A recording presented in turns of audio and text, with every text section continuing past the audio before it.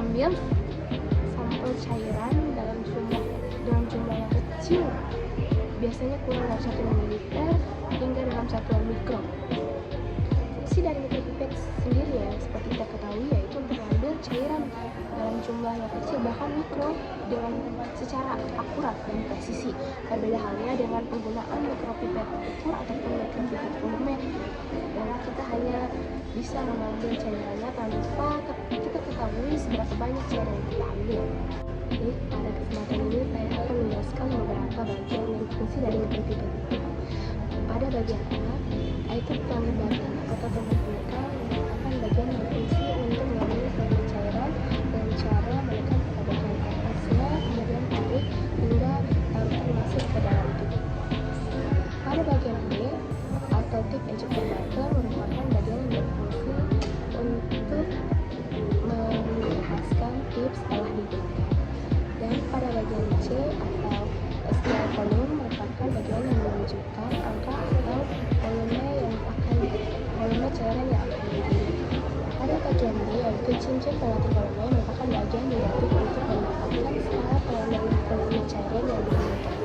Dan terakhir pada bagian E, atau ujung batang, merupakan bagian untuk memasangkan pipet.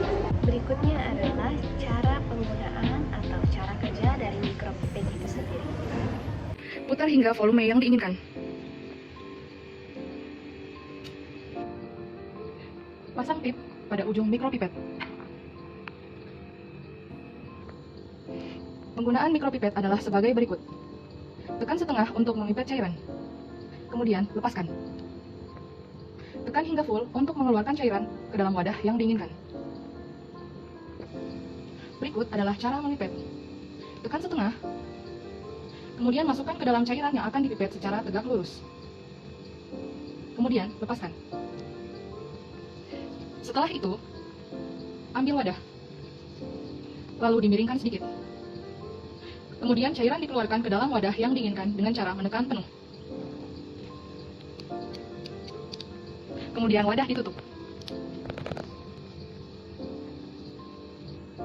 Lalu, tip yang digunakan dibuang pada wadah makan yang telah disediakan dengan cara menekan bagian ini. Baik, yang terakhir yaitu cara perawatan mikropipet. Yang pertama, mengecek secara rutin kondisi pipet. Kedua, membersihkan pipet sebelum dan sesudah digunakan dengan alkohol ataupun cairan khusus pembersih pipet. Ketiga, mensterilkan komponen-komponen pipet yang dapat